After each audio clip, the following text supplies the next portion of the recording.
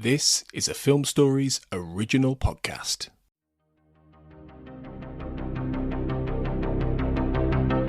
This is Writers on Film, the only podcast dedicated to books on cinema.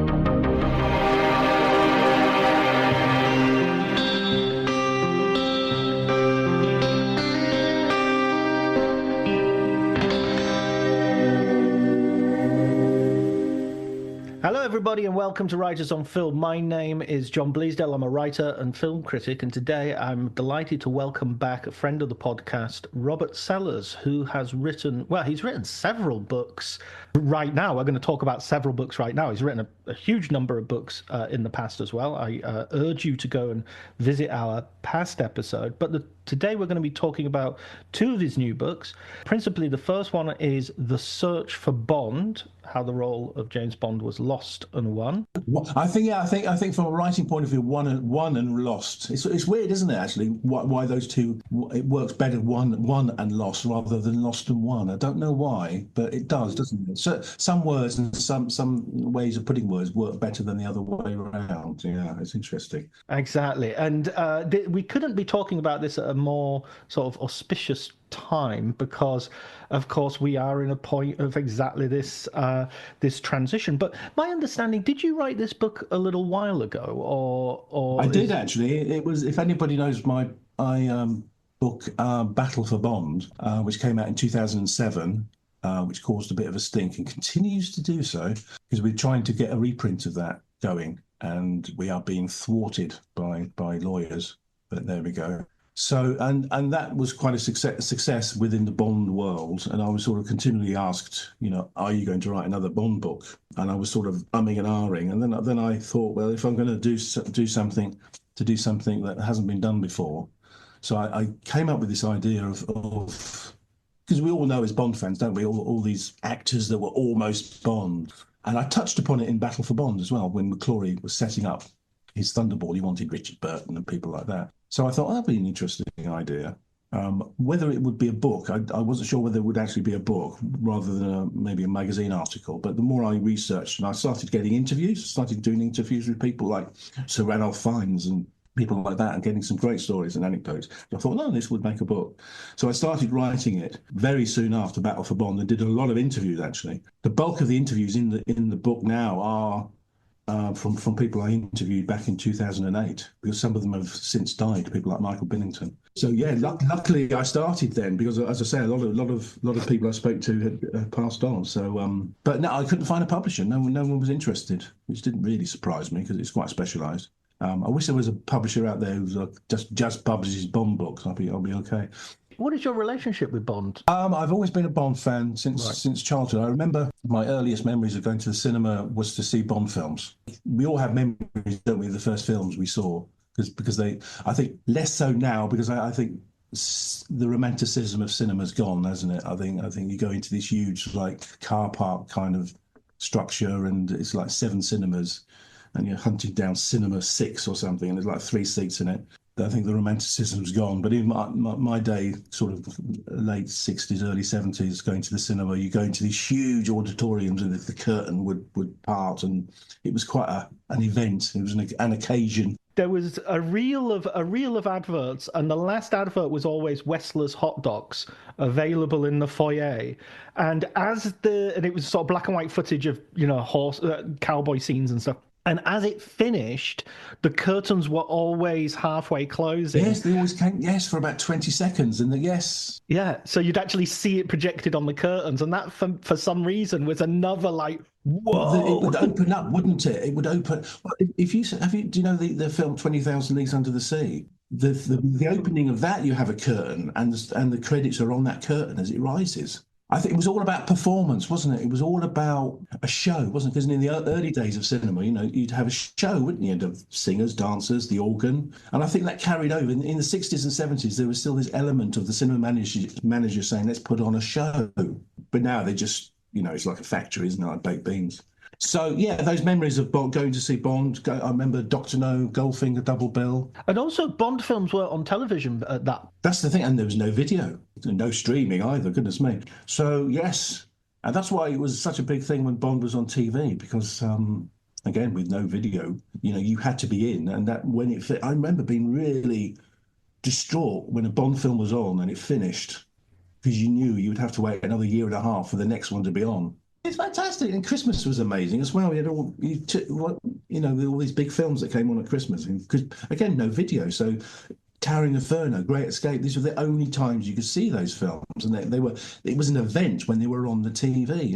It made it was a great time to grow up, actually. I kind of imagine your favourite Bond must be Connery as being your sort of first. Yeah. I remember refusing to go. I was 13, 12. I refused to go and see Spy Love Me. In 77, I refused to go and see it because I must have seen Live and Let Die. I was so disillusioned by Golden. I like Golden Gun now, but my young self must have hated it because it was so awful, and I refused to go and see The Spy Love Me. And I saw the reissue and I really liked it. But yeah, I was very pro Connery as a kid. But now I look back and I love Roger. I think Roger's great. But yeah, no, Sean was still. There was something about him. It was perfection, wasn't it? I mean, he was. A lot of people I spoke to who were up for Bond in those early days, people like Michael Craig I spoke to, and various other people, who all said, it was great going to do the test and the interview and talking to the producers, but I'd ask them, do you regret not being Bond? And they said, well, it was Sean, wasn't it? It had to be Sean. Yeah, I mean, there's an argument that sort of runs through your book, really, that almost both before and after, people who don't get the job afterwards, it's like, I couldn't have done what Connery did, so what was... I think some parts are... Because there must have been hundreds of kids up for Harry Potter, for example, but Daniel Radcliffe had to play Harry Potter. There was no one else. There are some roles, there are some parts where if the actor's not there, you sort of have to invent someone else, don't you? Because the timing was perfect, wasn't it? There's also an argument, I guess, that the Bond we know today wouldn't be Bond if it hadn't been Connery. It wouldn't be that. Yeah. Would it have survived 2 films, 3 films? Well, also the thinking was, well, thank God for what I said in Battle for Bond. If McClory had got the Bond films up and running, I don't think they would have succeeded. It had to be Broccoli and Saltzman, and the fact that you had 2 American producers, well, one Canadian, one American, altered the choice of actor. If it had been a British producer, I think they would have gone down the David Niven, Trevor Howard route. They would have gone for a public school, English public school type actor. But because it was Broccoli and Saltzman who had one eye on the American market, they wanted sort of a pulp paperback actor kind of thing. You know what I mean?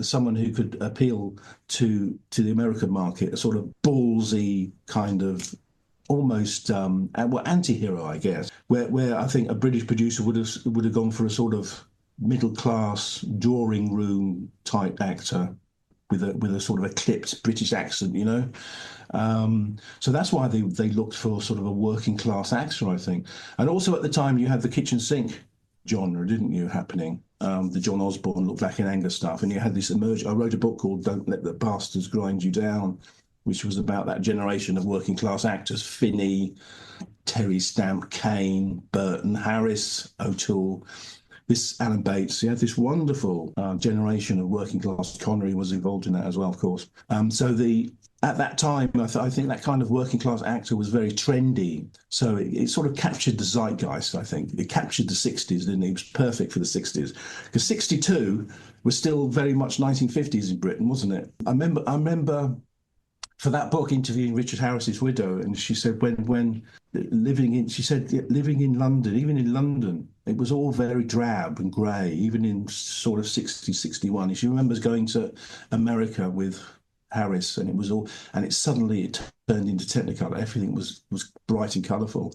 Britain was very drab. So I think Bond was sort of the launch of the 60s, wasn't it, really? Yeah, it was kind of a bridge to it. I mean, this was... I think was it the same day that Dr. No premiered the Beatles' first single was released, and 2 days later The Saint came on TV. So it was sort of... Oh, my God. The 60s began, yeah. It was the start of the 60s, wasn't it? There was a great book by John Higgs, which is Live and Let Love. Oh, yes.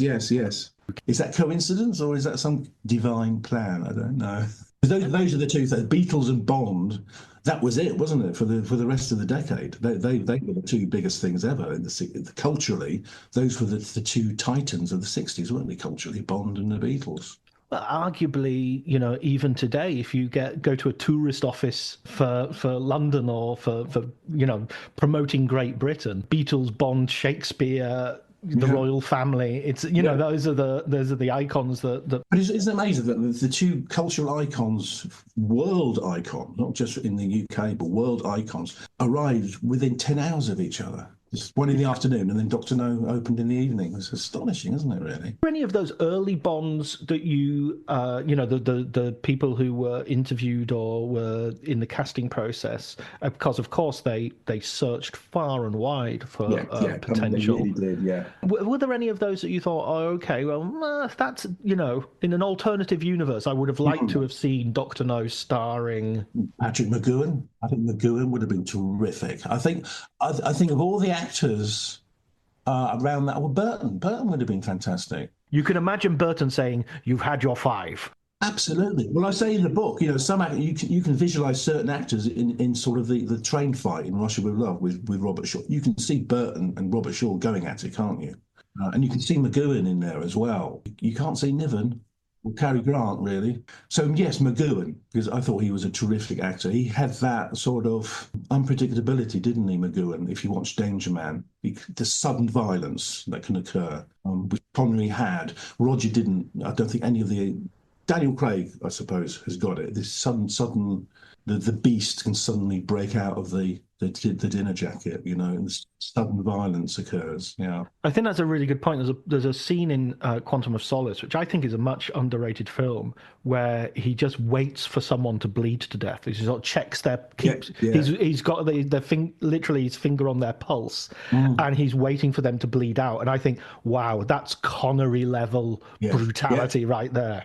I mean, that happens in more sometimes. The famous one is him kicking the car off the cliff, isn't it? But the one for me, the one thing element of Moore's performance where he's the most vicious or the most sort of nonchalant in the way he's dealing out violence is in Spy Love Me with Jaws, when he's got Jaws on the magnet over the shark pool, and he just looks in the water and flicks the switch, and down he goes into the shark pool. It's really nonchalant because he's basically sending this guy to be eaten by a shark. So I thought that is quite cold. The tie flick as well. Do you remember that in Spy Who Loved Me, where the guy's holding on to his tie and he just flicks it out of his hand, and that's a really good bit of violence because it is kind of in keeping with Moore, sort of like his sartorial elegance and everything. It's very flamboyant in a way, isn't it? Yes. Yeah. I wonder how much of that was Roger, or because I know he complained about the kicking the car, didn't he? He didn't really want to do that. And it was John Glenn saying, look, this blah, blah, blah, this guy's really, he's just killed your friend, blah, blah, blah. But how much that was Roger? Connery comes on after this huge search and after several false starts, including like TV and radio Bonds that you bring up, Bob Holness from Blockbusters and Barry Nelson, who later appears in The Shining as the hotel manager. It's a lovely bit of knowledge. There's a pub quiz question waiting to happen. What links The Shining to James Bond? Yeah, surely Grady must turn up. He was in every British film in the 1970s. I was watching Where Eagles Dare last night, and Grady turns up as the engineer operating the cable car. So another sort of caretaker role for the actor. He's Philip Stone, I think he's called. Well, he's in Indiana Jones and the Temple of Doom, isn't he? It's strange, isn't it? You watch all these films all through your life, and then you watch something like The Shining, and then you start watching all those films again, and you can start spotting these people, don't you, that you hadn't spotted before. Wait a minute. It's the magic of casting, because you're sort of like, there are obviously a limited number of actors who are competent and willing to do certain roles. A lot of actors, that role would be too small for them, but he's just happy. He just wants 15 days of work and a nice paycheck. And so he'll do it. Maybe his interest is in the theatre or something. But anyway, we get Connery, we get these amazing films. There's this idea that Connery is constantly wanting to leave after. I mean, that sets in quite early. He feels that he's very resentful. It starts in Goldfinger, doesn't it? Because I interviewed Burt Kwok. I think I used some of the quotes in the book because I interviewed him for a magazine article I did years ago. and he could sense, because he just finished Marnie, hadn't he? Because he jumps from Dr. No, he goes straight into Russia with Love. He doesn't do a film in between. So from Dr. No straight into From Russia with Love. So is, you know, the freshness and enthusiasm is still there. After From Russia with Love, he does Woman of Straw, which I think is a very underrated film. I think it's quite a good film. And then he goes into Marnie with Hitchcock. So he just works with Hitchcock in Hollywood, and then he has to come back to the coal face, you know, to the day job. And he's just been in Hollywood with Hitchcock, and he's thinking, how many more of these films have I got to do? Because I want to do more films like Hitchcock's Marnie. So it kicks in Goldfinger. But Burt Kwok said you could sense that this disenchantment was starting, but you know, he was still very professional. He was, I'm a professional actor. I'm here to do a job, and I think that stays in Thunderball. You know, this professionalism. But then it goes in You Only Live Twice, doesn't it? I think he just doesn't want to be there. Yeah. Although a lot of people complain about that performance, don't they? I don't know what you think about it. People say you can see that he doesn't want to be there. I think that's a little bit unfair. I mean, I think even Connery on 20% is still amazing. Yeah, I agree. I think You Only Live Twice is one of those films that it's kind of... It doesn't have as striking an image in my head as some of the other films. And in a way, it makes me enjoy it all the more because I'm watching it and it's almost like that's one of the films that still is fresh to me. Yeah. Even though I've watched it not 3 or 4 times, loads more times. But maybe I've watched it 10 times and I've watched Goldfinger 20 times, you know. So it's there are still bits that I'll go, oh, yeah, I forgot about the ship in Hong Kong Harbour that's at an angle. Or... But I think people say his performance is I mean, the example is, I suppose, the Little Nelly helicopter battle when he's sat in Little Nelly and he's just pressing buttons and blowing things up. And he's like, you could put a shop dummy in because he's so expressionless and not. But I think that's deliberate. It's like even Bond. He's thinking Bond, the character, is bored because all he has to do is press this button and he blows up a helicopter. So whether that's him method acting, saying I'm showing Bond's boredness of just pressing a button and destroying something, and maybe I'm thinking too much into that. Maybe he was just bored shitless of sitting in a little helicopter replica mock-up on Pinewood's D stage for like 7 hours, you know. I think it's a bit unfair to blame the actor for what is sort of a slightly uninspiring action sequence. Exactly, it's like give me some good stuff here, and then I'll bloody act for you. And also, I think his relationship, it wasn't just the fact that, you know, the Bond films were taking up so long because they got bigger, didn't they? Obviously, from Dr. No. Schedules got bigger. That was the thing. There was lots of things eating at Connery. It was the schedules were getting longer, and they were cutting into. If you're making a Bond film for 8 months, there's very little else you can do for the rest of the year. You can't make another film. Your options are very very drastically shortened. So he was getting frustrated in that way. He was getting frustrated because he was getting paid. His salary was getting increased, but the producers were making so much money on image rights and marketing, which Connery got nothing. He got nothing from that at all. His image was all over the world. It was on pillowcases, it was on lunch boxes, it was on cereal packets, and goodness knows what. And he wasn't getting a bean from that. So I think he resented that greatly. And of course, he getting bored of the character as well. And his relationship with the producers, because I did another book a few years ago on the producers when Harry met Cubby, which was a story of the Bond producers. And by You Only Live Twice, his relationship with both of them had gone completely, especially with Saltzman. There was something between Connery and Saltzman that I tried to ask people, and they couldn't really describe it. It was just, they maybe just, I don't know, boil it down to just pure hatred. I don't know. He just hated the guy. On You Only Live Twice, he would stop acting if Saltzman came on the set. I didn't realise it got to that level. Yeah, someone told me that. He said he was acting, I think, a scene in Osato's office or something. It was at Pinewood, and he was acting, and Saltzman walked on the set, and Connery stopped, just stopped acting, and Saltzman had to leave the set. And on Diamonds Are Forever, he said, I don't want to see Saltzman.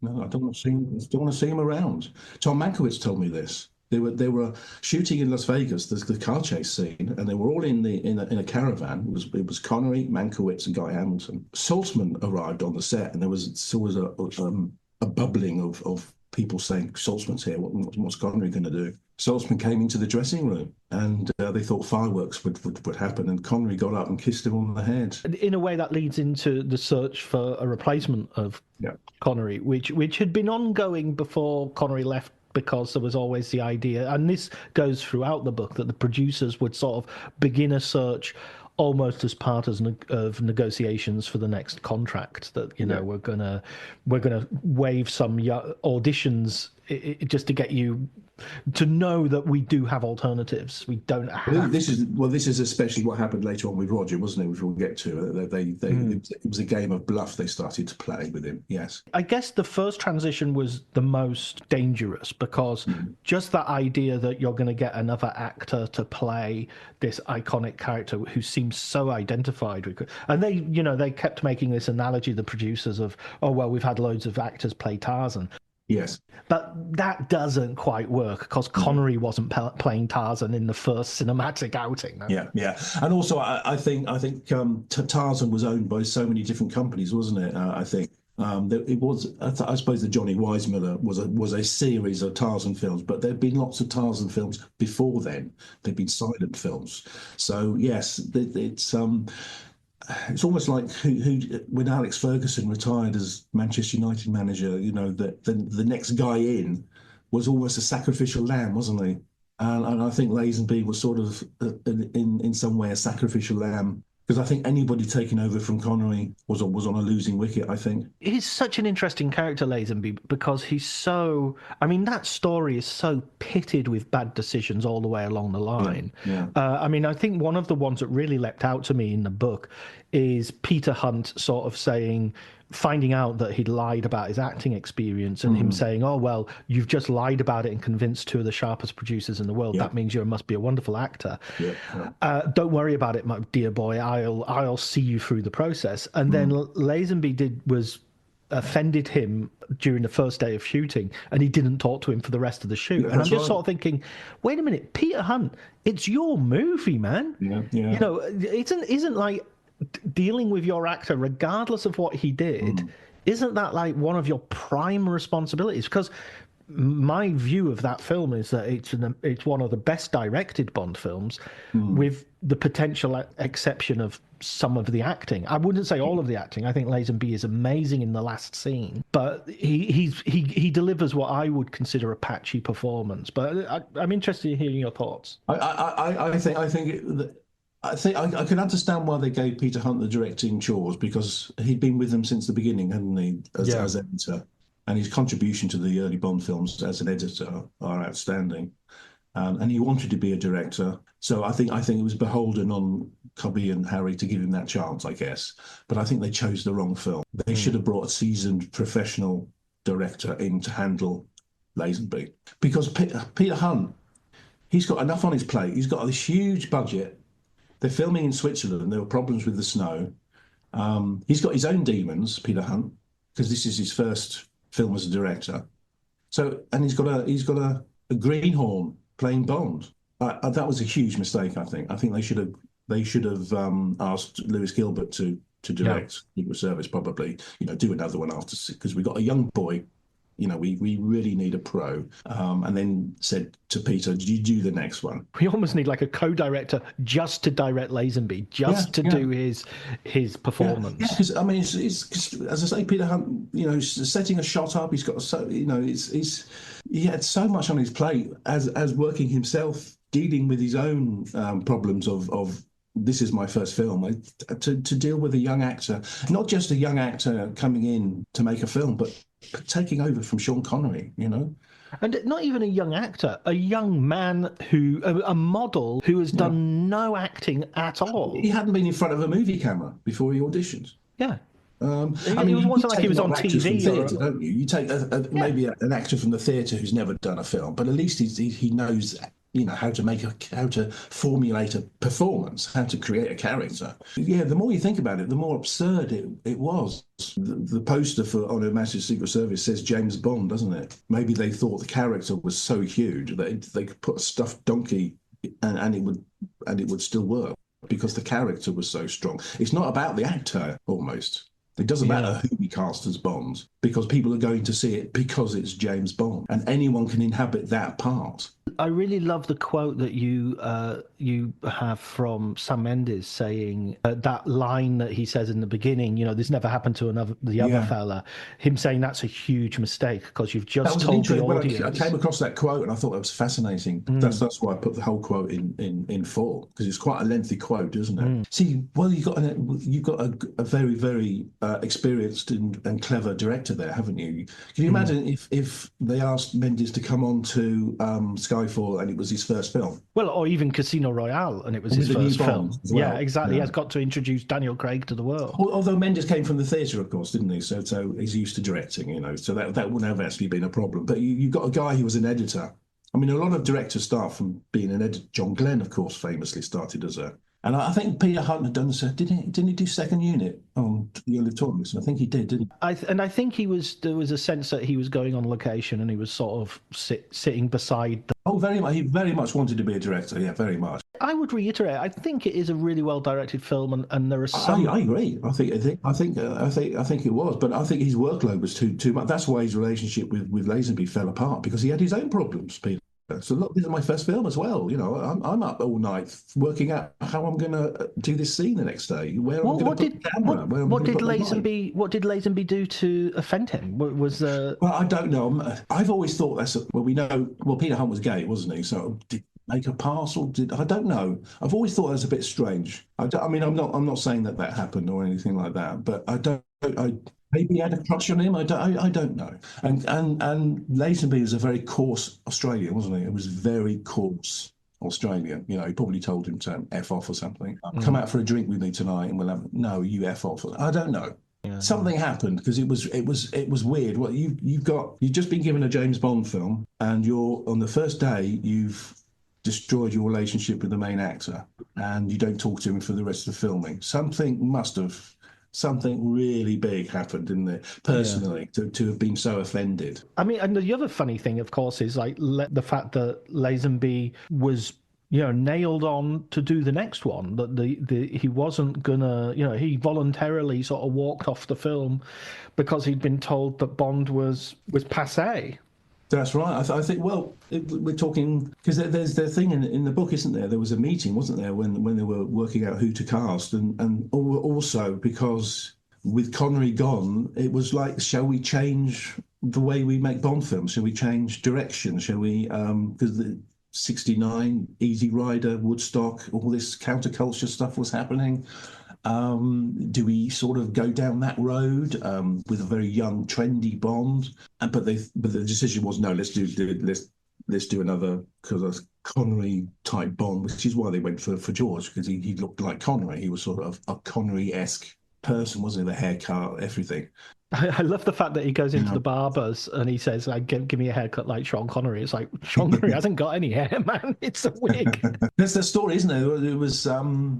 It was what Cubby's Barbers, wasn't it, in the Savoy or something? Yeah, whether that's true, but it's been said many times that that's what happened. That Cubby was there when he came in to have his haircut. Yeah, but I interviewed the casting director, a guy called Dyson Lovell, who was a Shakespearean actor who was the casting agent on Secret Service, and he was the one who.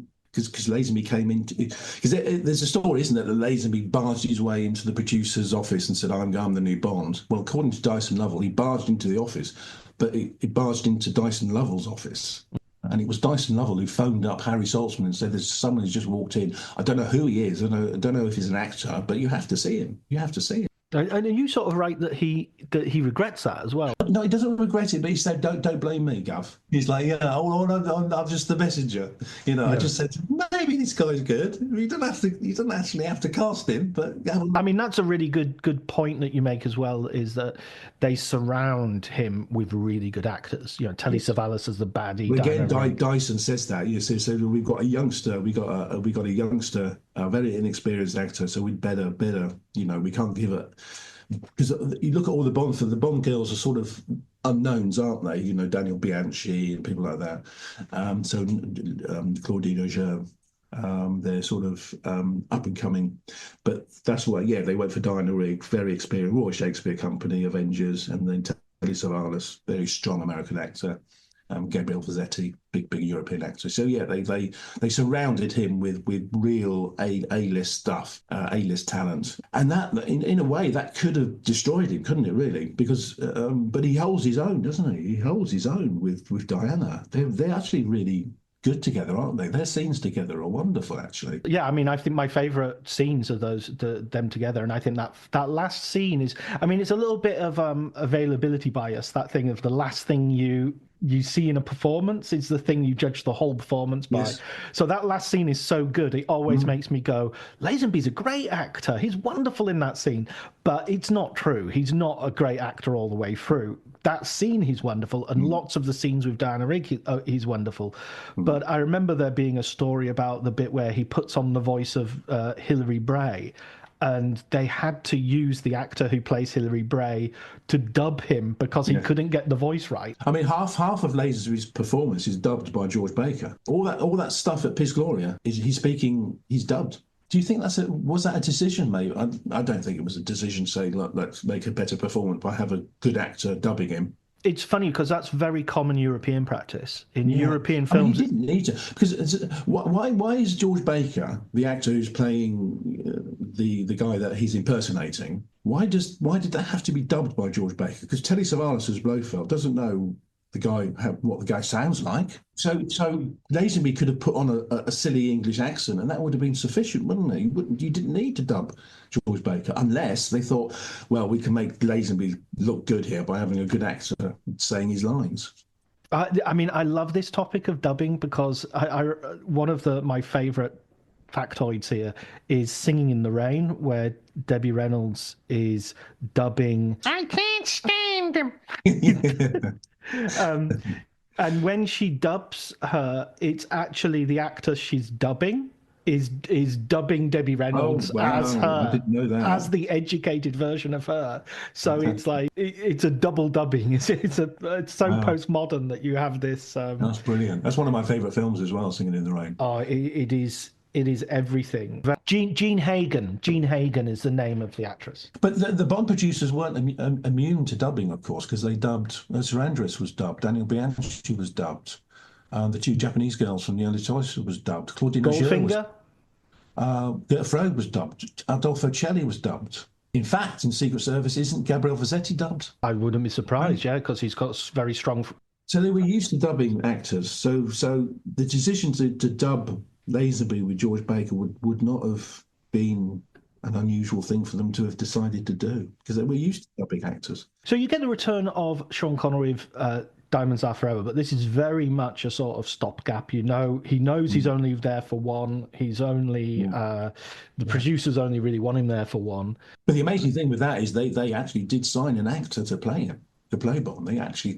He signed on the dotted line was John Gavin. Wow, yeah. He actually signed a contract. And I spoke to Maria Gavin, who's John Gavin's daughter, who was a little girl at the time. So she couldn't remember. She didn't have a lot of detail to give me, but she gave me a few interesting things. And he was a friend of Cubby. You know, Cubby knew him. People who can't quite picture what he looks like. He's in Psycho. Yeah, he's the boyfriend. He's the boyfriend of Marion Crane. Yeah, Marion Crane, Janet Leigh's sister. Yeah, he's very good in Psycho. Actually, he's not a great actor, John Gavin. You know, he's not very good in Spartacus. He's in Spartacus, isn't he? Right. He's Caesar in Spartacus. He's Caesar. Yeah. He's a bit wooden in Spartacus, but he's very good in Psycho. And he was friends with Cubby, and I think Cubby knew he was reliable. There've been murmurings about casting an American, haven't there? Burt Reynolds and people like that. I think Guy Hamilton was up for Burt Reynolds, and Cubby said, Bond has to be British, and then goes and signs up an American. So yeah, he signed on the dotted line.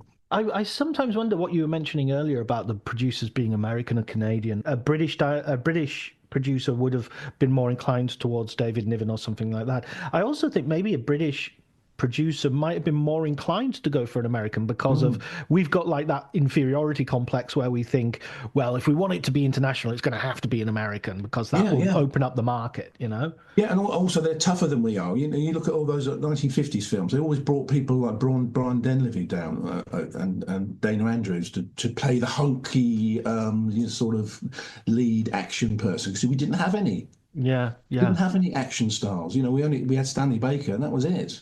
You can have Dirk Bogarde, you know. He tried his best in Campbell's Kingdom, I think, to be sort of a tough action hero, but it didn't quite work. So yes, it was luckily we did have that rise of working class actors, didn't we, in the early 60s, where you could have people like Finney, Bates. They were tough. Harris. These were tough guys. It's so funny you're reeling off all those names earlier, you know, Burton and all that. And I every time you do that, I think, but we've got Benedict Cumberbatch. You know? So where are our working class actors? This is why all my film books are 60s, 70s really, because I just don't think we make the same kind of films anymore. We don't have the same pool of talent. We've got very talented people, but I don't think we've got the pool. The wide pool of people. I mean, if you just grab a copy of Film Review from any year from the 70s or 60s and see what films were on in the cinema, it blows your brain off, you know. And then you're desperately looking for a film to see at the cinema if there's anything good on, and there isn't really. Occasionally a good film turns up, but that's it, you know.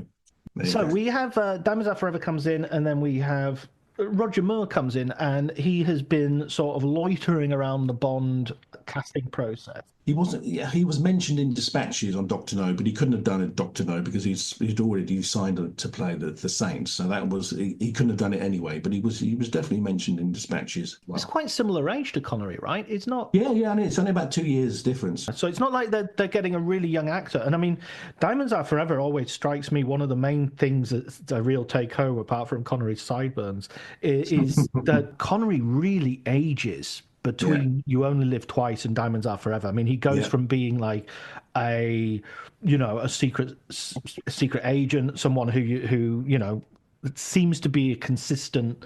There's a consistency between him and Dr. No, and then when you see him in Diamonds Are Forever, it's like, who phoned Connery's dad? He almost becomes Matt Helm in Diamonds Are Forever, doesn't he? He looks like sort of Dean Martin-esque, doesn't he? Sort of there's a brilliant quote actually in one of the Richard Burton diaries, the big 700-page book that came out, and he and Elizabeth went to see Diamonds Are Forever. It's a diary entry. So we went to see Diamonds Are Forever. They thoroughly enjoyed it, but he thought Connery looked like a Welsh miner gone to seed. That's brilliant. Yeah, I mean, he looks better in Never Say, doesn't he? He looks much leaner and fitter and healthier in there are certain things. I mean, he looks like I've always thought he looks like Cary Grant in Diamonds. He sort of looks like this very late middle-aged guy who's you could see was really handsome when he was younger, but he's starting to sort of get old a little bit. Yeah. Well, it's like that scene where he's sort of drowning the two women in the swimming pool, where you're sort of it's so obvious that there should be a restraining order against him. He shouldn't be going anywhere near schools because the age disparity is such that... There are flashes. There are flashes where he looks. You can see the Connery from Dr. No. There are flashes, but not many. If you look at the next film he did was The Offence, and if you visualize in your head what Connery looks like in The Offence, and that was made 6 months afterwards. That's potentially, I would argue, one of his top in the top three of his non-Bond performances. The Hill for me is his greatest performance. Yeah, he's superb in that film. Because I've always thought, if you look at someone like Anthony Hopkins or even Michael Caine, they're very naturalistic. I never thought Connery was a naturalistic actor. He's a star. So it's like Burt Lancaster. They're sort of moulded by the gods, and they're sort of this very difficult to slip into a character because they're always Burt Lancaster or they're always Connery because they're huge people. Yeah. People like Anthony Hopkins can become anything they want because they're almost nondescript. Connery's huge. He's sort of a walking mountain. But I think in The Hill is his most naturalistic performance. He's almost a method actor there. He's almost been a method actor. He's almost been Pacino-esque. I absolutely agree with you. I think maybe The Offence is the other one where you kind of, during that film, you forget it's Connery. He's like the best method actor you've ever seen. There's the scene between him and Harry Andrews where they're having a massive argument, and it's some of the best acting I've ever seen by an actor. Full stop. I mean, it's De Niro type acting. It's that good. If you watch that scene between him and Harry Andrews. He's completely in that part. He's completely taken over by it, which I don't think he was by any other role. He's always sort of Connery, isn't he? That's what I love about that is you say in the book, Diamonds Are Forever, one of the things was they said, okay, you can, sight unseen, you can make 2 films with us, we'll finance them. And the first one he chose was The Offence. The second one never materialise. It was going to be Macbeth. I think there were rumblings about Macbeth for the second, but then Polanski sort of took the rug from under his feet, and Polanski was doing a Macbeth. And I think there must have been a time limit on the contract because, or maybe Connery just said, "Oh fuck it," because The Offence was a disaster. Well, it wasn't a disaster because it didn't cost very much, but it wasn't very well received, was it? It was. But I mean, there's no way anybody made that film and thought, "What do you mean it didn't make loads of money?" I mean, it's such a brutal and a unrelentingly grim film, and I just so admire him as a star he could have done any vanity project, and instead he does something which is playing a character which is it's amazing. It's a really massive. Weirdly, that went into the Odeon Leicester Square. It should have gone into an art theatre. Connery blamed that. Why are you putting it into a 1,000-seater cinema? It should have gone to Cannes. Well, it should have gone into some of the Odeon Haymarket or somewhere. So you're filling up like a 200-seat. So you've got word of mouth that you can't get tickets for this film. But if you're in 1,000 and you've got like 50 people in it, you're looking around and think this film's a failure, isn't it? It's all about that's why a lot of films, they say, no, we want it on the art house circuit because you create a buzz. If you put it into a massive cinema, no one will come. It's a disaster and stay away. So that was the problem with The Offence. They just put it into the Odeon Leicester Square like it was the next Bond film. But it's strange. The effect, great performance, but again, quite a theatrical performance. I mean, it was based on a play, wasn't it? So there's an element of that still there. But yeah, it's a terrific performance. The whole scene with him and Vivian Merchant is the best thing in it. Yeah, he's talking to the wife, and that's a tremendous sort of a 10-minute scene, and it's just fabulous stuff. I remember seeing that as a kid and being really we were lucky, weren't we, growing up, because in the 70s, all these films were being shown on TV, and we were so lucky to catch all these movies, The French Connection, all these films being shown on TV. That's where you saw them first, because they were X's, so you didn't see them in the cinema. You saw them at 9:30 on a Monday night. What was your first X? I think it was Friday the 13th. Mine was Full Metal Jacket. Oh, wow. I don't think it was even an X in those. I think that it was already 18 at that point. Yes, it would have been an 18. Yeah. We're talking 1981, so I was 15. Yeah. Or it may have been Sex Pistols' Great Rock and Roll Swindle, actually. That might have been my first X. Around about the same time, yeah. I was lucky because I was quite tall, so I got into an X when I was 15. So we get to Roger Moore and this sort of sense that he does look good, and he does look young in Live and Let Die. He looks svelte and all the rest of it. The thing he did before Live and Let Die was The Persuaders. Now, if you see him in The Saint, yes, you can see him as Bond. You think this guy can play Bond, definitely. Yeah. But you watched him in The Persuaders, probably because it's a very jokey thing. You can't see him as Bond, can you? I don't see Roger Moore. He's brilliant in The Persuaders. I love The Persuaders. But it's not saying, he's the next Bond. Because he's got long hair, isn't he? He's very sort of, not playboy at all. It's a very fey performance, isn't it? It's a very camp performance. And he's standing next to Tony Curtis, so that's saying something. He must be really camping it up if he's. They're both camping. They're both camping their tents in The Persuaders. It's glorious. But I think he was on their radar. I mean, The Persuaders would not have got it. But I mean, he was already Bond before they started shooting The Persuaders. Because I did a book on ITC, the shows of ITC, and I interviewed people who worked on The Persuaders. He would not sign a contract. Roger would not sign a contract.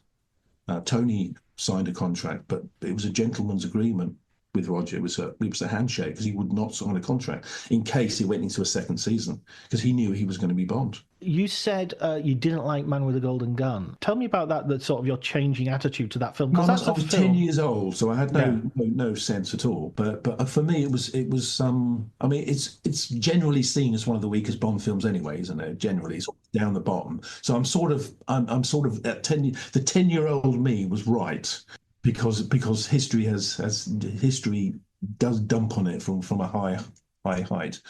I just thought it was a bit frivolous. It must have been a bit frivolous and not very dangerous. All that kung fu stuff was just even now it's not good, is it? It's a bit weak, and also I think it wasn't big, because if you look at the Connerys, the climaxes of the Connerys, you had Bond in Fort Knox, you've got the underwater battle, you've got the volcano. With Man with the Golden Gun, it's a power plant with one guy who falls into a vat of and Britt Eklund in a bikini. That's it, and a few explosions on the model lot at Pinewood. It was underwhelming. It looks like a TV episode. And I think Broccoli knew that, because the next film is Spy, where we go back to the giant base, But I watching it now, I like Golden Gun now. It has a nostalgia thing for me now. Yeah. And we've got another Shining connection with Spy Who Loved Me, because Stanley Kubrick lit part of it, apparently. He did indeed, yes. I don't want to blow my trumpet, but I remember interviewing Ken Adam, and he told, I don't know if I was the first person he told, but he actually revealed that to me, and he said he didn't reveal that until Stanley died, right, publicly, because Stanley told him not to reveal it, right, because he came at night. He came at, nobody knew that Kubrick had been on that set, and Ken because Ken Adam had done Barry Lyndon, of course, a couple of years before, and he asked him to come on the set one evening. He turned up at Pinewood that night, and Ken had to open the the stage with the key, opened it up, and he was hours there, telling him how to light it. But he said, "Don't tell anyone." So it was only after Kubrick died that I think it came out. Roger has his tenure, which I think everybody agrees goes on 2 movies too long. It does a bit, yes, bless him. But I think there was no. I think again, interviewing John Glenn, and they said we couldn't think of anyone else. We had to keep bringing Roger back, because there were candidates, but nobody that could take Roger's mantle. Because by then Roger was Bond as much as Connery had been, really, in the minds of the public. Because he changed Bond. That was the thing that he did. Whereas Connery had his own Bond, Moore's Bond is a very different creature. It's very different. He has these flashes of violence, but the things people mostly remember are the comedy. And that's what, for me personally, I find very difficult watching the Moore Bonds, is because I just find the comedy not funny. It's just it's like a series of dad jokes. Yeah, that's brilliant, actually. He's like your dad playing James Bond, isn't it? I mean, if your dad is cast with Bond, he's my dad. Oh God, he's not saying, he's not doing the thing that he raises his eye. Oh God, he told me he was going to say that joke, and it doesn't work, Dad. Don't say it. Yeah, the bit where he turns up in, was it Spy Who Loved Me? He turns up in a Lawrence of Arabia gear with the music. It's just like, we don't need that. That's like something from a Freddie Starr TV program. Or something. Barbara Barks we're getting attacked by Jaws in the van. And he's going, "Women drivers." God, Dad, don't. Yeah. You can't say that. Leave it. It's sexist to say. I told you it's sexist to say that. Roger's great. We love Roger. He's brilliant. What's your favourite Roger? Spy. Yeah. I think Spy is the greatest hits album, isn't it? Yeah. It's everything. Car chases, helicopters blowing up, ski chase, gadgets, big bass, silly villain, fantastic side villain. Great locations. It's got everything. It's got really good locations. I think that's when you see cinematography, that's what, again, Bond. Every Bond film is superbly shot, pretty much. The cinematography on the Bond film, people, Bond, it's rubbish, but the craftsmanship on the Bond film, musically as well, top-notch music, fantastic editing, brilliant production. They're so well crafted. They're brilliantly made films, and I don't think we appreciate it, fans appreciate it, but I don't think the general audience, they say the Bond films are like carry-on films, they just churn them out and we go and see them every summer, but they are really well-made films. But interesting, going back to, John Glenn saying that they couldn't find anyone to sort of take over from Roger, but there have been a few. I mean, I interviewed Oliver Tobias, and people know Oliver Tobias. He was in The Stud with Joan Collins, and Arthur of the Britons. It was a TV series that people might remember from their childhood, and he was I think a favourite of Cubby's. I think because I spoke to Oliver and he said that he got on really well. He really liked Cubby and they got on really well, and they actually went shopping together. They went round the Oxford Street, all the posh shops. And Cubby was saying, "Oh, that suit would look nice on you, Oliver." But I think it was a game of bluff because after, from For Your Eyes Only onwards, that Roger was on a pay-per-play film. I don't think he was on a contract anymore for 3 films. I think he was doing each film as a separate contract. Right. So I will come back for Your Eyes Only just for 1 film, and then we'll see what happens on the next one. And he was, I think, saying, well, I'm not sure if I'll do the next one. It was sort of a game of bluff with Cubby. And Cubby would bring in these young guys like Oliver Tobias or Lewis Collins and say, look, Roger, I can bring Lewis on. Lewis is really popular. So it was a little game of bluff that they played with each other. And Octopussy as well. Because James Brolin was very close to playing Bond. Another American. There's the screen test, isn't there, on the DVD of James Brolin's screen test. And James Brolin, there's a quote in the book because he was interviewed on British morning television a few years ago, and they brought up the Bond test, and he thought he got it. Because he was learning how to. He had a personal trainer and everything, and he'd got a house he was going to live in. He was seen all these apartments that he was going to live in, and he went back to Los Angeles. He said, I went back to the States to close my house up and bring all my stuff over to the UK. And the Cubby phoned me up and said, sorry, Roger's going to do Octopussy. Thanks. So if Roger hadn't done Octopussy, it was going to be Brolin. That's how close. Again, the Americans get closer than anybody else. John Gavin, and I think Lewis Collins would have been good. I think, it would have been good to see Lewis Collins. He had an interview with Broccoli, and he thinks he blew it because he was a bit too in his face, as it were. I'm going to be brilliant as Bond, blah blah blah. But it was complete front, like Connery. He must have read what Connery did, because Connery, when he went to the audition for Dr. No, he sort of was banging on the table and just saying all these demands. I'm not going to screen test you, take me as I am, and that really impressed them. And Lewis must have heard about that and said, right, that's what I'm going to do. I'm going to go in and say, this is what I'm going to do. And Cubby went, whoa. Yeah. And there's only one Connery. You can't. That's the banging on the desk was incidental. The being Sean Connery was the central thing. Yeah, and it's the classic thing, isn't it? They both went to the window and watched him walk down the street. Yeah. And they just thought, that's it. We've got our Bond. That panther. If you watch John Wayne, I've just watched The Alamo a few days ago on Blu-ray, and when John Wayne walks away from the camera. He's got that walk. No one walks like John Wayne. And I think the same with Connery. When Connery walks across a casino floor, nobody walks like Connery. What I think is interesting in your book as well is you mention how he actually went and studied things like dance and stuff, because you think Connery he's just this panther, he's this beast with this the Edinburgh milkman, all that sort of stuff. There's this myth of him being this untrained diamond in the rough, and he's not. He got that walk by studying and by doing working on it. Well, it was thanks to his wife Diane Cilento, who was a very serious Australian actress. She'd done Shakespeare and stuff, and she went to this mine. I think this guy called Jat Malmgren, a Swedish, who taught mine. Pierce Brosnan later studied with him. Right. Interesting. And he studied mine, and it was Diane Cilento went to this guy's class, so Connery went along as well, and that's how he used all this.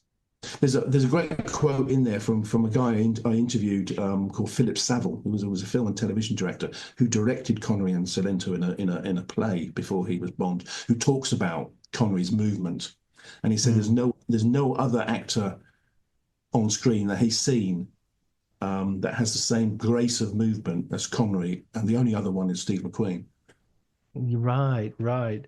There's Yeah. this grace of movement, that they have. But he describes it better than I ever could. But Clint yes, Eastwood. Clint Eastwood in it helps in the fight scenes as well. When Connery fights, it's almost a ballet. yeah, yeah, It's because if you watch a film and it's like old cowboy films, and the fights are they're awful, aren't they? yeah. There's no grace about.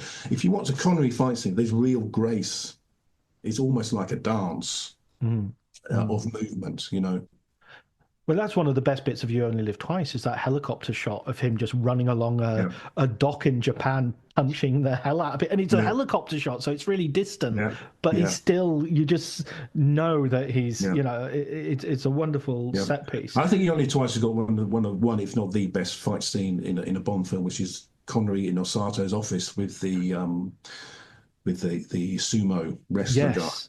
And he uses the furniture and the It's an incredible. The scene where it's just an incredible fight scene. I think it's one of the best film fight scenes, actually. I think it's just an amazing fight scene.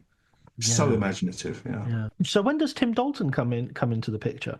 Well, that's because when Roger finally leaves, and I think there was a meeting when Roger went to see Cubby in his house in Los Angeles, and it was sort of a joint agreement that because Roger wasn't asked to leave. It was sort of, it's time to go, isn't it, Cubby? I think it is, Roger. It was one of those conversations. Yeah, yeah.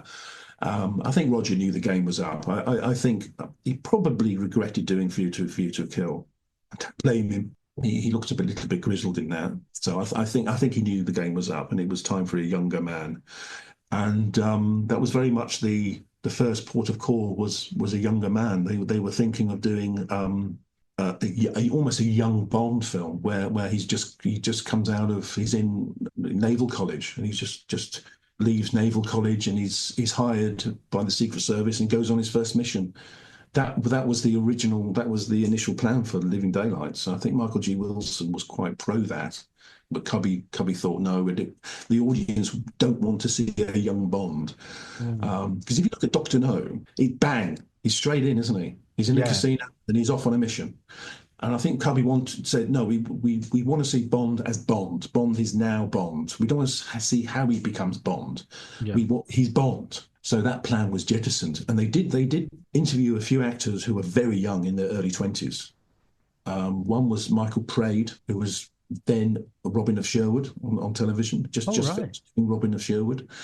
And he's spoken about going to see Cubby in Los Angeles. And Mark Greenstreet, who I interviewed for the book, who'd done a TV drama called Brett Farrar, which was very well received.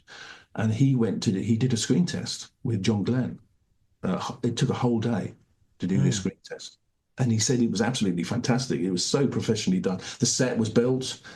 He went into wardrobe. He went into the hairstylist. They did his hair.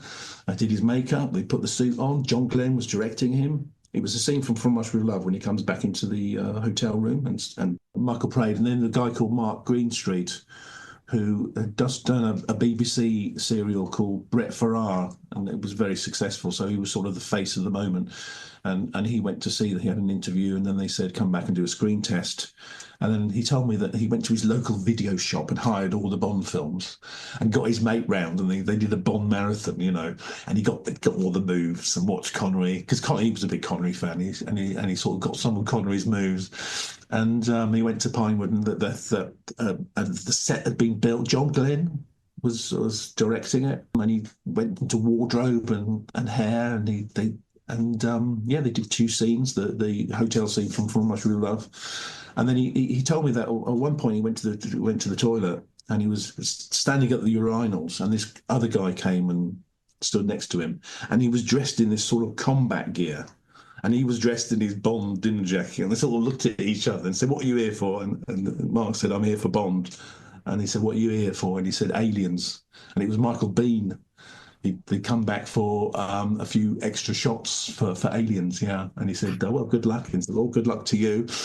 And so that was quite a weird thing. You never know who you're going to bump into at Pinewood. Yeah. So yes, I mean and I think if they were going to go down the young Bond route, it was going to be one of those two. It was going to be Michael Praed or Mark Greenstreet, who would have played the young Bond. But so they decided, like they did before, let's just do another Connery type Bond film.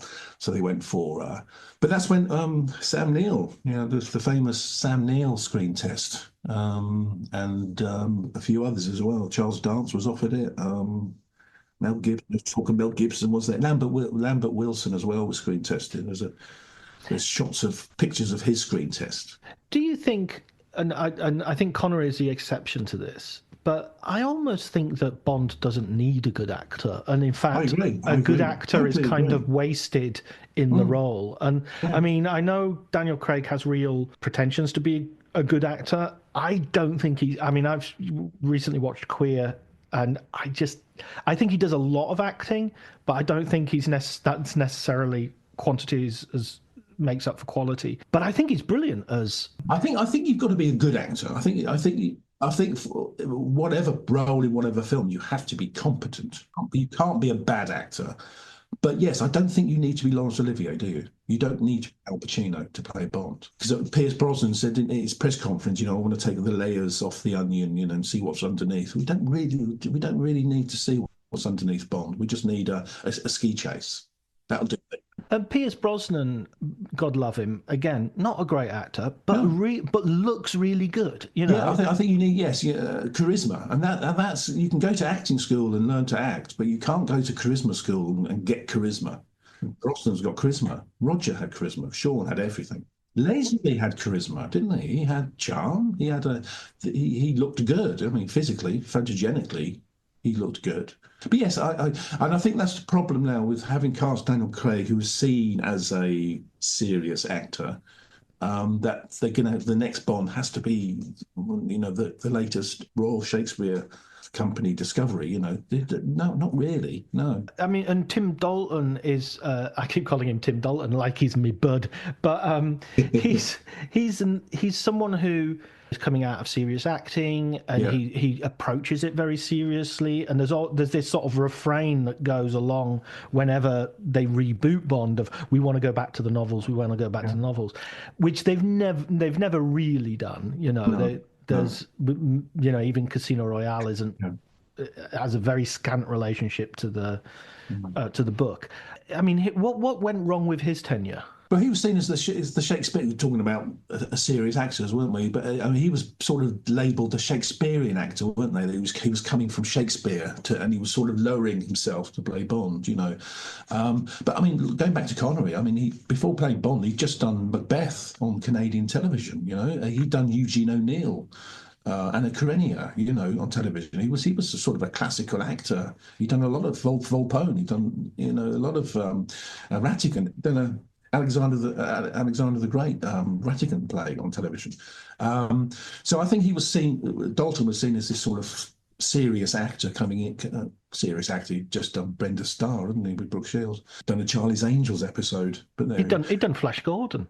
Yeah, exactly. But because he, done Wuthering Heights and stuff like that, he was seen as this sort of very, very serious theatre actor. He's become sort of like the hipster's choice of of James Bond now as well. As a bit, yes. There's a lot of people. I like Dalton. I like his two films. I think they're great. I think Living Daylights is probably could be the best Bond debut movie. I mean, Doctor No's brilliant. It's iconic. But by the time.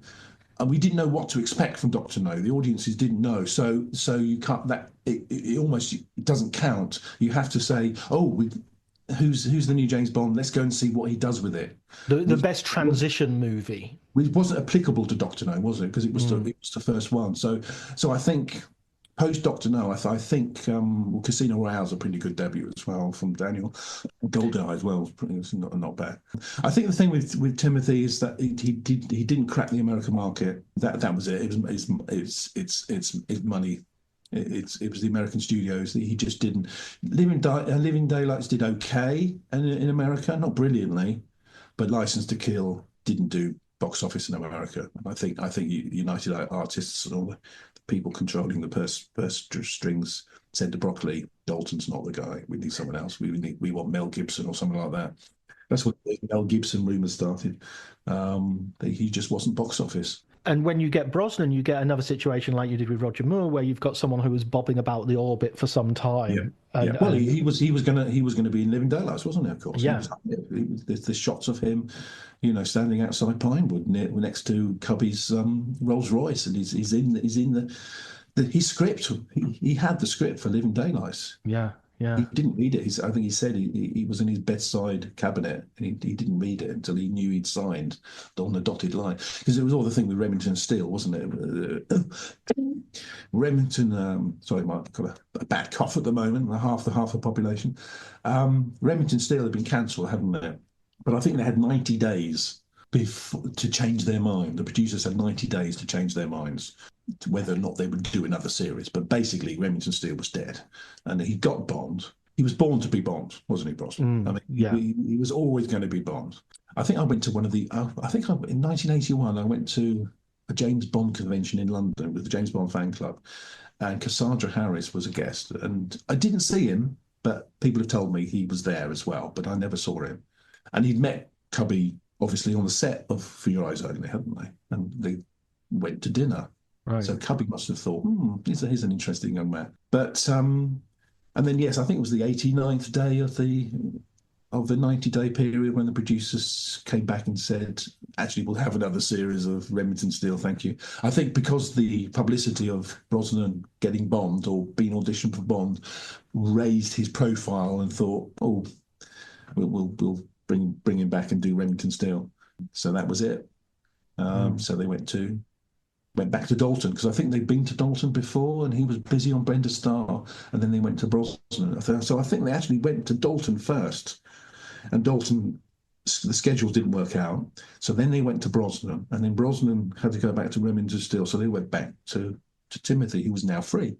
He'd finished his scheduling, whatever it was, whether it was Brenda Starr or theatre, I don't know, and he was free. Yeah. And he sort of...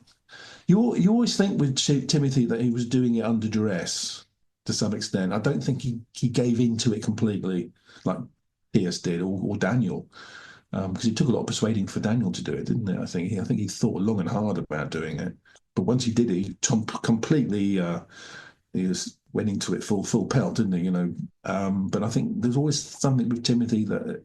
Because I've read interviews that he gave to Bond fan club magazines and stuff, and they asked him, what's your favourite book? And he thought, why are you asking me all these questions? Well, it's like, get a life, He didn't understand Bond fandom at all. Because there's a great interview with the American James Bond fan club fanzine, and he's saying, what do you do? What do you write in your magazine? And he said, they come out every month. Well, how do you fill a magazine every month of Bond stuff? He couldn't get it. He couldn't get the fan element. So I don't think he was. That's a very surface argument, but you always got the view with Timothy that he didn't quite get it. I like his two films. I think they're terrific. Yeah, but he didn't fight for it, did he? When it all went pear-shaped, but Cubby stayed very loyal to Timothy. He didn't want to replace him. Right. He didn't want to, the studio wanted him gone, but Cubby stuck by him for as long as he could until finally he had no choice but to. And then Timothy resigned, didn't he? Would his next film have been GoldenEye, or did they have a script for the next? Was it Property of a Lady? They were thinking about getting a Fleming title, and it was going to be completely. I think it was going to be set in Hong Kong, and there was robots in it, and God knows what. Right. So it was a completely new script. I think it's online somewhere. You can read about it. That there was definitely a script, but I think it'd been too long. There was a 5-year gap, wasn't there? So I think it probably was the right decision. It would have been a bit weird for Dalton to have come back actually 5 years after License to Kill. It would have been a bit odd. So I think it was the right time, wasn't it, to bring in a new actor? Yeah, and I think I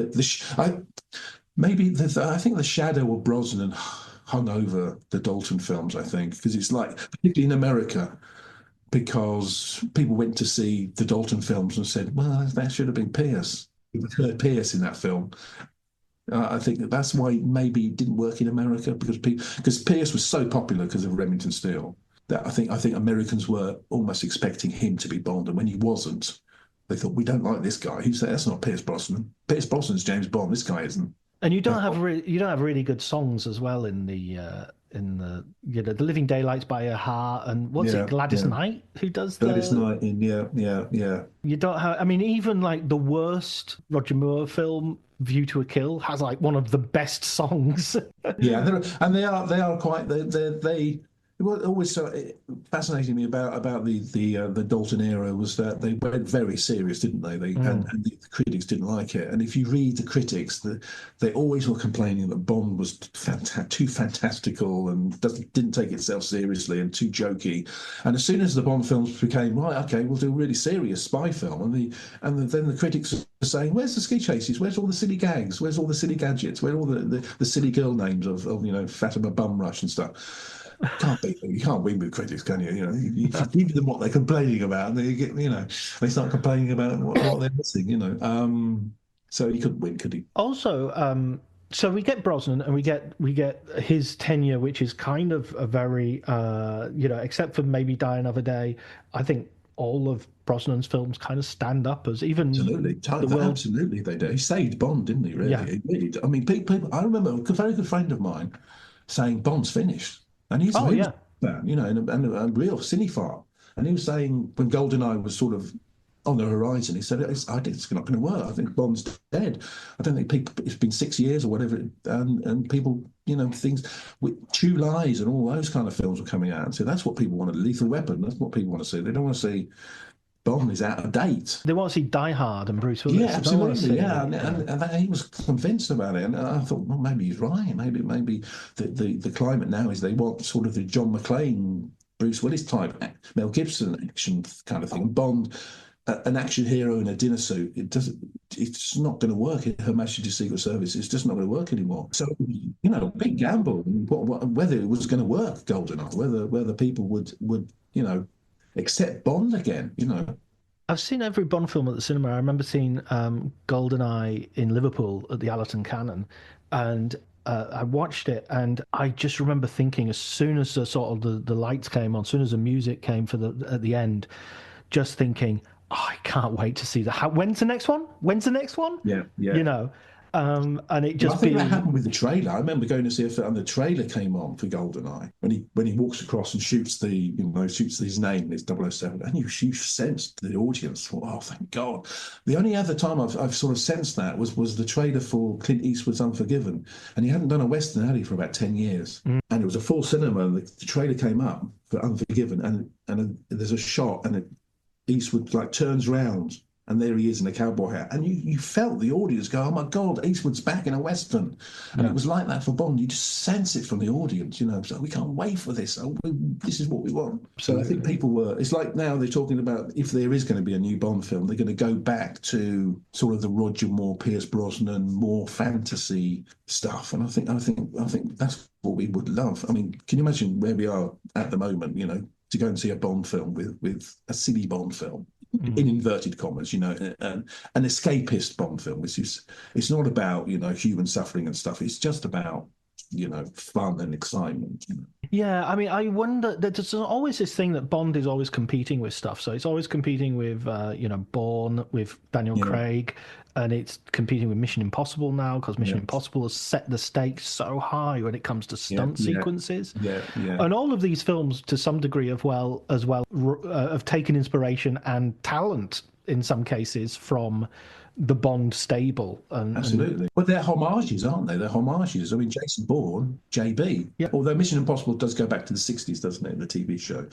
These all grew out of Bond, didn't they? Mission Impossible started in the mid-60s. But Mission Impossible is really, the original TV show is really about the team. And there's no one character who is... I would argue the movie franchise is a James Bond film by another name, because it's all based on Ethan Hunt. He has his team, but he has a team the way James Bond has Q and Moneypenny. Moneypenny, absolutely.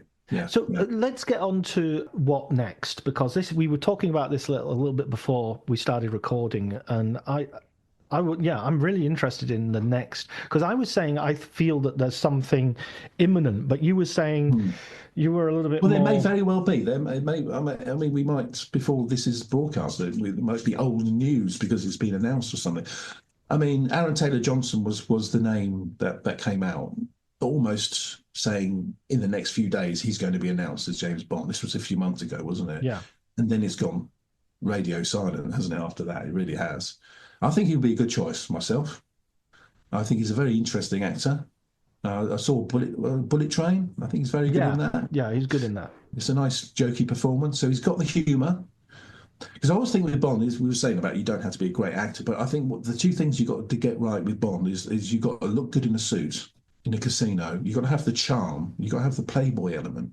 It's yin and yang. You need to look good in a suit. You need to be the playboy. You need to be smooth and stylish, but then you've got to be a bastard. You've got to be able to kill somebody really nasty in an elevator. So you've got to be Beauty and the Beast almost. You've got to be this glamorous sort of spy, and then you've got to be the brutal assassin. Yeah. Dalton had that, I think. I think Dalton looked really good in a dinner jacket. He didn't have the humour, did he? That was always the thing with Dalton people complained about. He wasn't good with the quips, the one-liners, which Brosnan was. I would argue that Craig was, because I think a lot of people yes, he was actually. He was very sardonic, wasn't he? When he says, "Do I look like I give a damn?" When they say, shaken or stirred, that was funny. That was genuinely funny. It's stuff like when in No Time to Die, he comes into Q's house, doesn't he? Say, "I've missed you, Q," and stuff like that. It's like very jokey and very sort of very sardonic, deadpan. But I keep going back to Connery. But I mean, Connery had them both, didn't he? He could do the quips. He looked good. He had the. Because again, Tom Mankiewicz said, because he wrote Diamonds and Live and Let Die, so he wrote for Connery and Moore, and he said to me, and I think he wrote it in his book as well, that when you're writing for Connery, you can write something like he goes into a restaurant and has a meal with a beautiful woman, but he knows she's a double agent, and he can be incredibly charming, and then you can stick a knife in her belly under the table, and you would think that's what Connery does. That's Connery's Bond. But if Roger Moore did that, you go, oh, I don't like that. Well, I remember him do that for Connery, so Roger would have to do it in a different way. I remember Mankiewicz talking on the commentary for Live and Let Die that there's a bit where Roger Moore goes into a bar in Harlem and great disguise Bond, and he said if that scene was with Connery, we would have to do it totally differently, because you would just immediately think, oh, he's going to have a fight. There's no way he's going to smooth this out. There is that scene, isn't there? There's all these characters hanging about. You think, oh my God, and you think, poor Roger. You think, oh, he's had it here. But if that was Connery, you think he'd lay them all out. He'd do what Eastwood did in Coogan's Bluff. He'd go to the snooker table, get the snooker cue, and he'll smash. But Mankiewicz said to me that he was asked to, because he got on really well with Connery on Diamonds. They got on really well and became very friendly. And I think the producers asked him, have a word with Sean to see if he'll do Live and Let Die. And he took Sean out to dinner and said, Sean, you got to do Live and Let Die. It's great. It's got voodoo. It's got alligators. It's got boat chases. It's going to be great, Sean. And he went, no, thanks. But I love the way that Mankiewicz is saying, it's got crocodiles in it, as if Sean's going to go, oh, crocodiles, you say? I'm in. One of the things that you were mentioning earlier was the fact that there's been a long hiatus, because with COVID, No Time to Die and the nature of No Time to Die, they knew that it's Craig's last film because they've killed him, and they finished filming it in 2020 it must have been. It was a year delay, wasn't there? There was a year delay to it being released, but even the moment they've written the script, they know, right, we should start thinking about a new Bond. We'll get this film done, but it should be, the conversation should begin now. But I was told that was when he started in Casino Royale. This was the arc. I think that they knew that his final film, he would die. I think that was the story arc that he was told, or he brought to the table. I don't know. Apparently, that's why it's going to happen. It was always going to be that way. That's what I've sort of heard. Well, I think I was perfectly fine with that. In fact, I think it makes perfect sense for it to be this kind of saga within the Bond universe, rather than a continuation of this is the same character that we saw in Dr. No. Somebody said to me that they thought of if you watch Casino Royale and Quantum of Solace, and then you put License to Kill, Living Daylights and License to Kill in between Quantum of Solace, Spectre, then that makes like a complete career for Bond, if you like. There's a sort of a way of watching it. So they've had a long time. They've had a good 5 years where they've either known that they're going to have to find where they genuinely know they're going to have to find a new Bond. What is taking so long? Well, I think it's the creative difficulties. I think because you've got Amazon now in control, haven't you, of the studio? Right. They bought up. They bought up MGM? Rumblings I've heard that Michael G. Wilson wants out. He's 83 now, bless him. You can't blame him. You know, I mean, the last thing you want to do when you're 83 is travel the bloody world, trying to sort out things in Istanbul or Egypt or whatever. And deal with, irritating people. So he probably would like to sort of enjoy some kind of retirement. Barbara, obviously, the link to the family. She has the broccoli name, doesn't she? So she wants to sort of not keep it in the family, but she has a duty, doesn't she, to her dad? I think she must feel a real personal duty to the memory of her father, of what her father created. And she's only 64, so she's... I mean, I've heard rumours that they want to sell up and just sell it and be gone with it. But I think with Barbara, because of the personal things, I don't know if that she'll ever get rid of it. You know what I mean? It's like selling the family business, isn't it? I mean, the fact that Amazon own it and the first thing they did with it was that ridiculous reality TV show. I think that's what she's scared of. Whether she must have okayed that, but that's the route.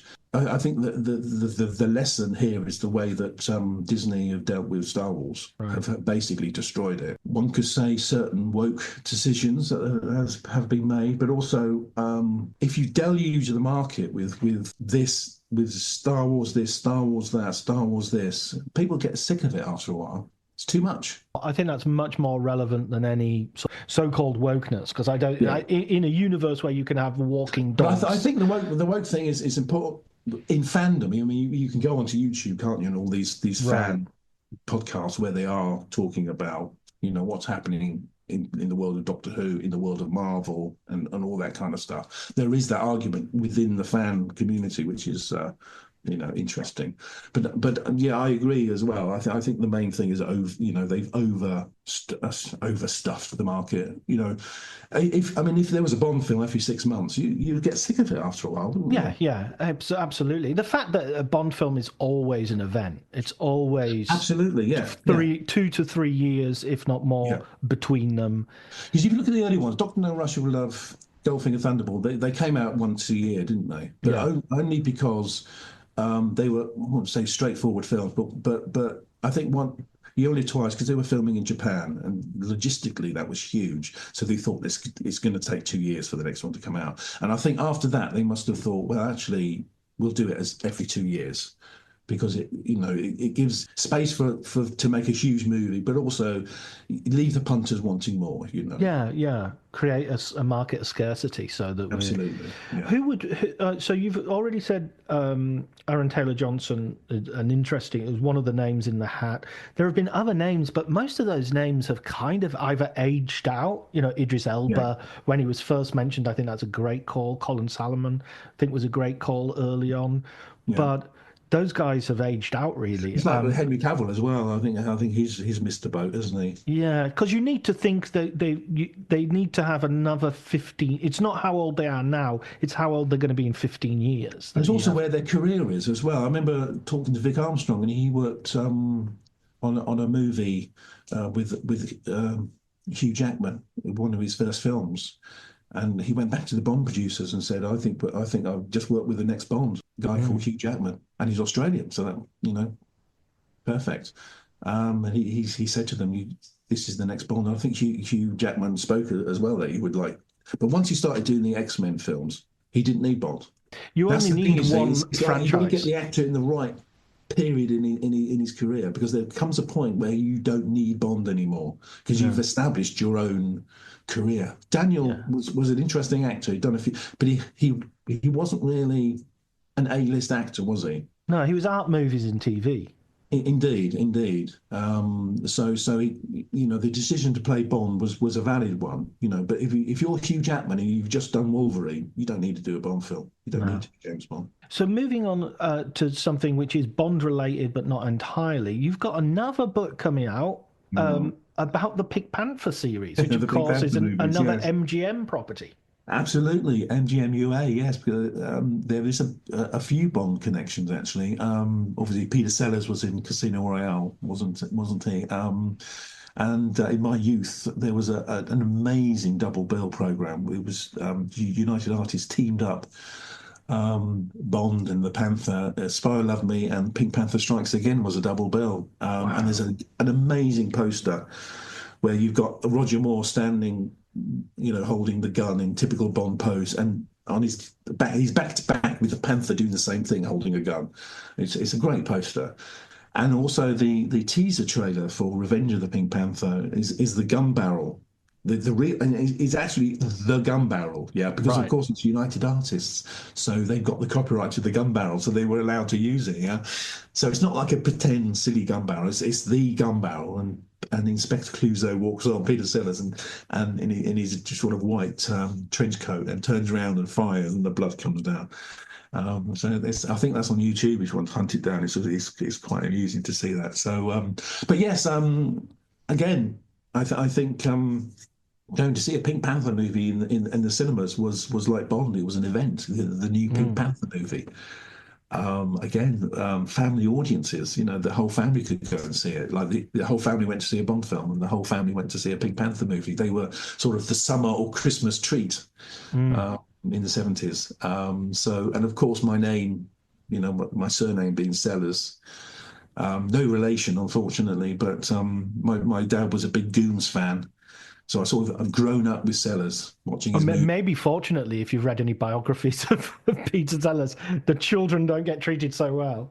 Absolutely, yes. Sellers was, yes, a strange man. There's a lot of stories in the book. So I interviewed a lot of people for the book who worked on it. He was a strange. There's one amusing story. He had the hatred of the colour purple and the colour green. So if he arrived on the set and anybody was wearing green or purple, he would go ballistic. He'd walk off or he'd scream and shout. If the curtains were green or purple, he would throw a strop and you wouldn't see him for days. And there's a great story. He was on set, and Julie Andrews, of course, was married to Blake Edwards, so she was around a lot on set. And Julie Andrews' mother arrived on the set to see the filming, to see Julie, and she was wearing a purple coat. And Sellers saw it and screamed like a banshee, and walked off, and he was gone for days. They couldn't find him for 2 days. And poor Julie Andrews' mother was saying, "What have I done to Peter Sellers? What, did he hate me?" This poor woman, he just screamed in her face like a banshee, like a lunatic, and stormed off the set, and she didn't understand it. What a deeply unhappy man. It's so Very weird. strange. Because often is it a power play? Because a lot, all these stories about, these pop star divas who arrive and they want certain things in their dressing room, don't they? They want certain kinds of sandwiches. The famous thing, isn't it? They just want, yellow M&Ms. They don't want any other colour. They just want yellow, And a lot of that is not that they like yellow M&Ms more than red. It's that they want somebody going through loads of packets of M&Ms and just picking out yellow ones. It's power.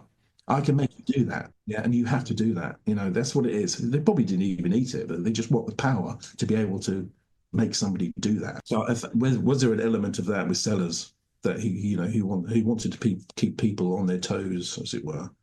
Or was he just deeply? I think he did.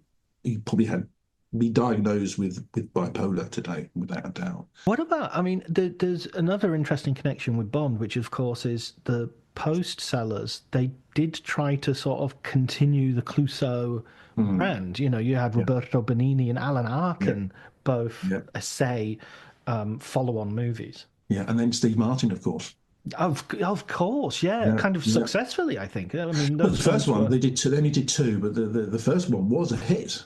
It was a genuine hit. It was very successful, which is why they did the second one, which wasn't so successful. They're very strange. Again, interesting.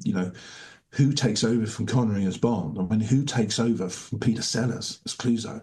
because he completely made that part his own. You couldn't think of anybody else. Can you think of anyone else who played Clouseau but Sellers? But then again, I mean, Doctor Strangelove is now showing in as a theatre piece with Steve Coogan.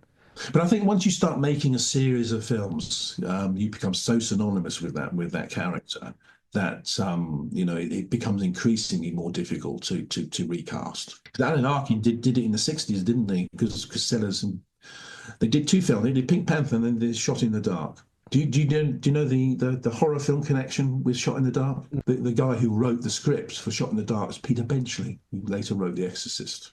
William Peter Blatty, yes, of course. Yeah. Don't know why Peter Benchley came into my head. The latter stages of filming Shot in the Dark, Sellers and Blake Edwards completely fell out. And they would only talk to each other via messages sent by assistants. It's like, will Mr. Sellers kindly come to the set? And they tell Mr. Edwards that I will be there in half an hour, and that kind of thing, Right. And they vowed never to work with each other again. So that was it. But the Mirisch brothers, who were part of the production company who were making the films for United Artists, wanted to carry on. They could see that this could be a series of films. So they carried on, and Inspector Clouseau came out with Alan Arkin. But they went to Sellers and they went to Blake Edwards and said, we are going to make another Inspector Clouseau film. Do you want to do it? And they said no. Sellers said no. 2 weeks before they started filming, Sellers phoned up Mirisch, the producer, and said, I hear you cast Alan Arkin. Well, I want to do the film. But they said, no, Peter, it's too late. They just knew it was a stall. He just didn't want the film. It was a spoiler move. It was a spoiler move, absolutely. They knew.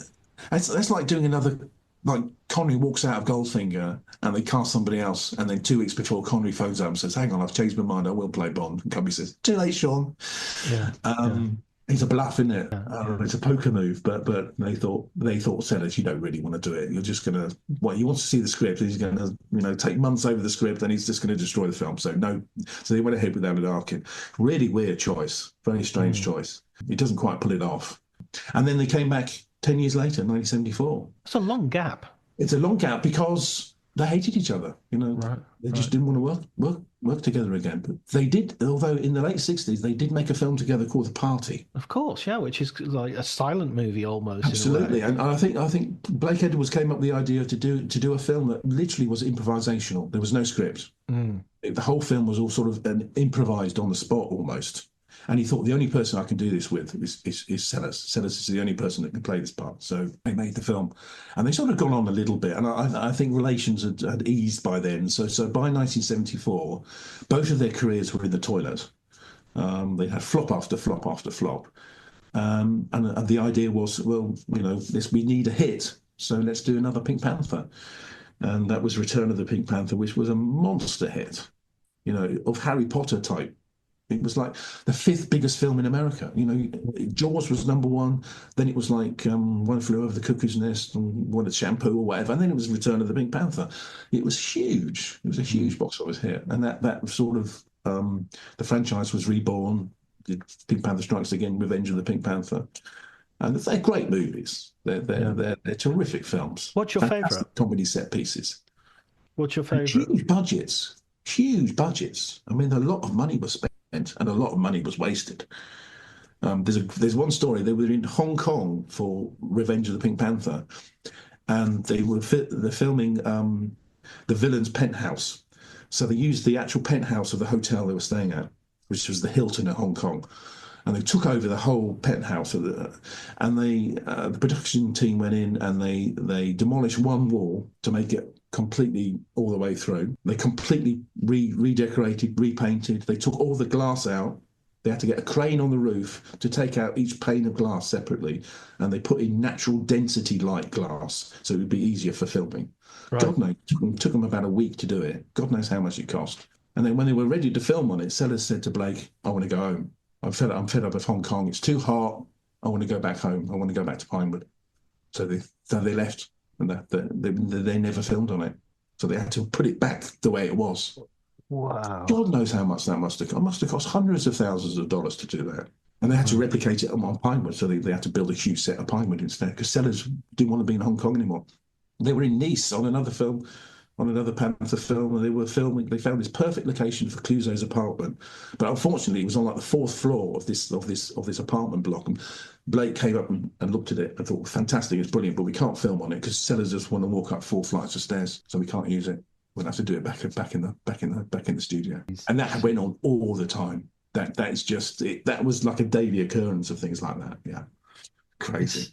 I mean, and that was sort of like he was writing his check for those films. He was those were the films that he could definitely make money on. Whereas at the same time, he was doing sort of soft beds and hard helmets and stuff like that. Yes. You know? I mean, that was his cash cow, without a doubt.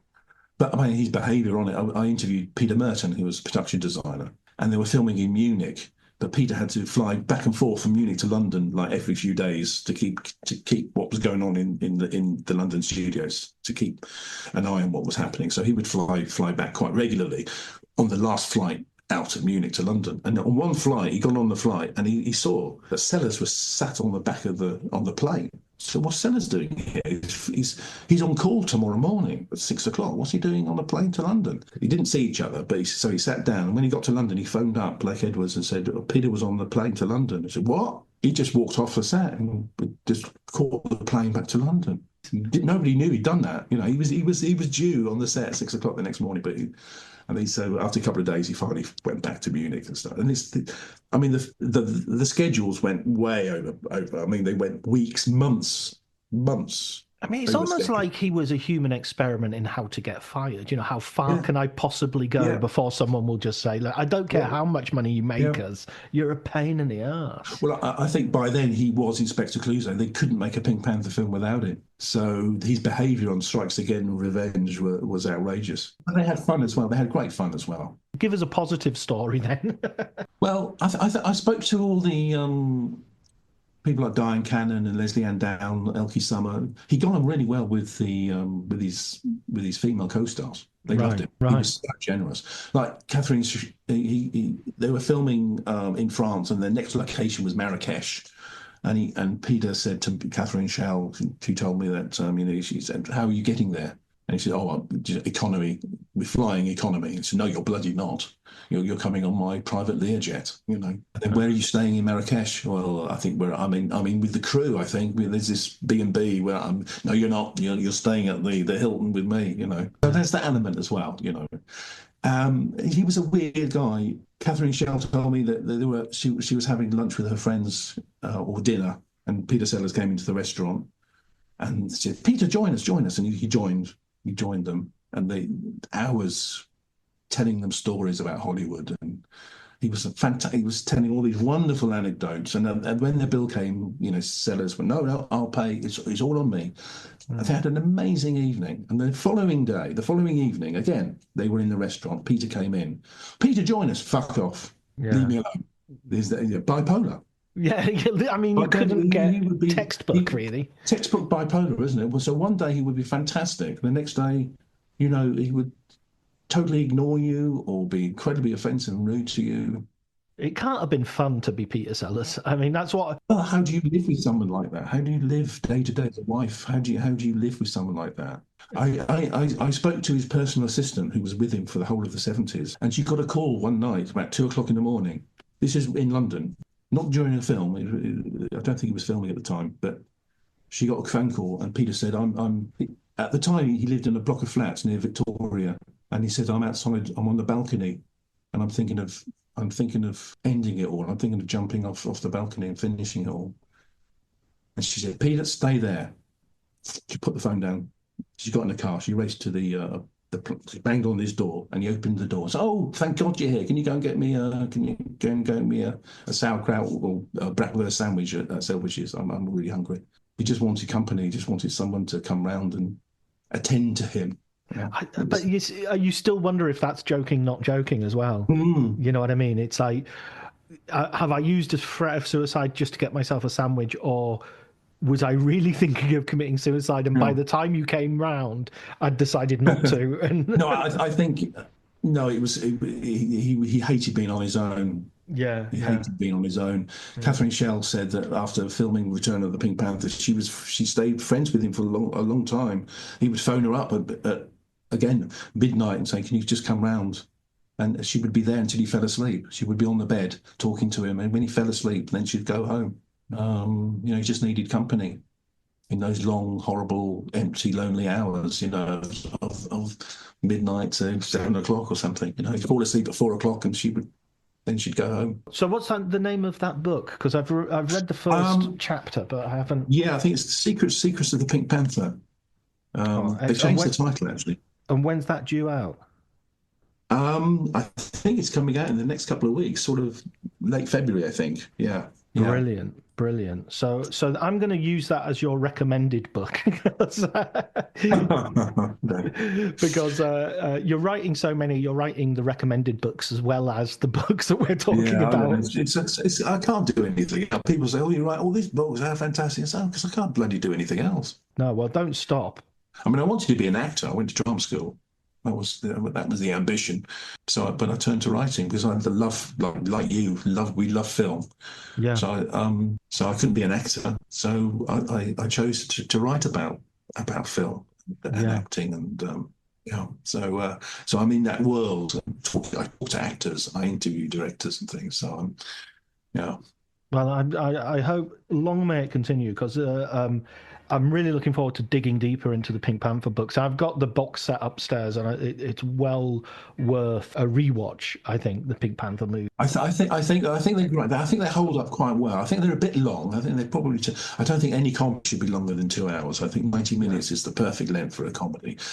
These are all 2-hour movies, and they are a bit lengthy. But some of the comedy set pieces are the best in cinema. Yeah. I think Sally's performance as Clouseau, I think, is one of the great comedy performances. I mean, it's iconic. I mean, you've got an iconic character in Inspector Clouseau. You have an iconic character in the Pink Panther, the cartoon character of the Pink Panther.